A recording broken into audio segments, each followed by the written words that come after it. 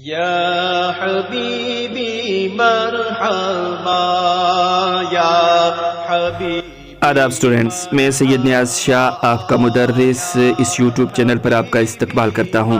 آج ہم بہارستان اردو 9ویں کلاس کی جو کتاب ہے اس کے پہلے چیپٹر کے متعلق کچھ بات چیت کریں گے۔ تو پہلا مضمون ہے سیرت۔ سیرت کیا ہوتی ہے یہ ہم یہاں سیکھیں گے۔ سیرت کے معنی ہے طریقہ اور راستہ، یہ اس کے معنی ہے، ڈیفینیشن ہے۔ یہ لفظ زندگی کے حالات و واقعات کے لیے استعمال کیا جاتا ہے۔ حضرت محمد صلی اللہ علیہ وسلم کی زندگی اور حالات کے بارے میں جو کچھ بتایا یا لکھا جاتا ہے اسے آپ صلی اللہ علیہ وسلم کی سیرت کہتے ہیں۔ یعنی آقا کریم صلی اللہ علیہ وسلم کے بارے میں جو کچھ لکھا جائے، بولا جائے، اسے نبی کی سیرت کہتے ہیں۔ اور یہی پاک سیرت اہل ایمان کے لیے نمونے کا کام دیتی ہے اور زندگی کے ہر شعبے میں اس کا اطلاق ہوتا ہے، اور جو اہل ایمان ہوتے ہیں وہ اس سیرت پر عمل کرتے ہیں۔ چنانچہ اسلام کے ابتدائی دور سے آج تک آپ صلی اللہ علیہ وسلم کی پاک سیرت پر بے شمار کتابیں لکھی گئی ہیں۔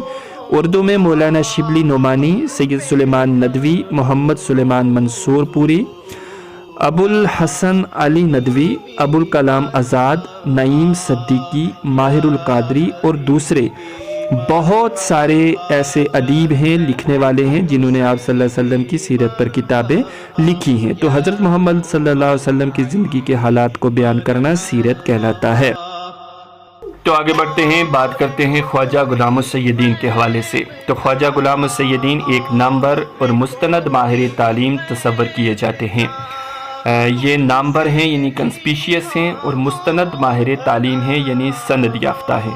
ان کے والد کا نام خواجہ غلام الثقلین تھا، جو الطاف حسین حالی کے خاندان سے تعلق رکھتے تھے۔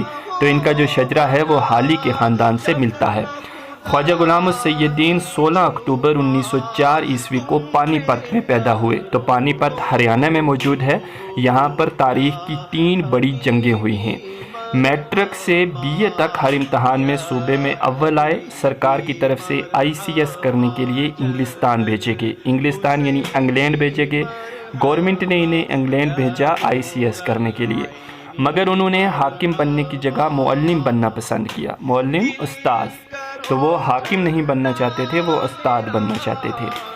انگلستان سے M.Ed کی ڈگری خصوصی امتیاز کے ساتھ حاصل کی اور علی گڑھ انگلش اسکول کے سربراہ مقرر ہوئے۔ خصوصی امتیاز کے ساتھ یعنی فرسٹ پوزیشن کے ساتھ انہوں نے ڈگری حاصل کی، M.Ed کی۔ پھر ٹیچرز ٹریننگ کالج کے پرنسپل کی حیثیت سے کام کیا۔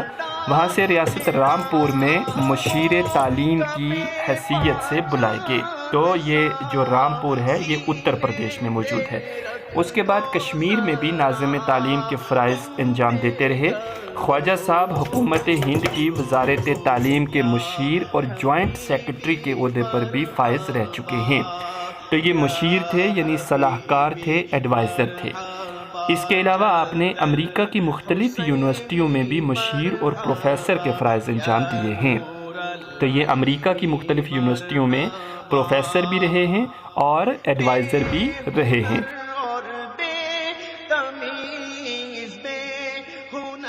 خواجہ غلام السیدین تحریر و تقریر دونوں پر یکساں قدرت رکھتے تھے، یعنی وہ ان کی تحریر جو تھی، لکھنا بھی ان کا کمال کا تھا، اور وہ تقریر بھی کرتے تھے، بولتے بھی تھے، بیان بھی کرتے تھے، یکساں ایک جیسا، یعنی لکھ بھی سکتے تھے، بول بھی سکتے تھے۔ ان کی تحریریں زیادہ تر انگریزی زبان میں ہیں۔ اردو میں روح تہذیب، آندھی میں چراغ، اصول تعلیم، قومی سیرت کی تشکیل وغیرہ ان کی مشہور تصانیف ہیں۔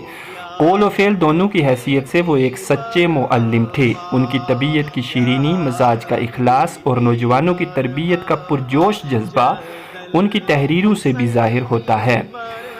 انہوں نے 19 دسمبر 1971 عیسوی کو علی گڑھ میں انتقال کیا اور جامعہ نگر کے قبرستان میں دفن کیے گئے۔ تو یہ خواجہ غلام السیدین کا نوٹ تھا۔ آپ نے یہ سیرت کا نوٹ یہاں سٹل کر کے میں نے آپ کو دے دیا، اسے آپ نے لکھنا ہے اور بہتر طریقے سے اسے لرن بھی کرنا ہے۔ اور اسی طرح سے آگے خواجہ غلام السیدین کا یہ مختصر نوٹ ہے۔ آپ یہاں سے اس ویڈیو کو روک کر آرام کے ساتھ ایک ایک ورڈ کو دیکھ سکتے ہیں۔ جہاں سے آپ کو کچھ سمجھنا آئے آپ واٹس ایپ یا کمنٹس کے ذریعے اس کے متعلق پوچھ سکتے ہیں، وہ بھی آپ کو بتا دیا جائے گا۔ تو میں آپ کو بتا دوں کہ اس چینل کو آپ سبسکرائب کر لیجئے، اس پر بہت جلد اور ویڈیوز بھی آپ کو ملیں گی جو آپ کے کام آئیں گی۔ امید ہے آج کے اس سبق سے آپ کو ضرور فائدہ پہنچا ہوگا۔ یہ دونوں نوٹس 9th کلاس کے اسٹوڈنٹ سے بائی ہارٹ لرن بھی کرنے ہیں۔ پر پیدا تم پہ کروڑوں درود یا حبیب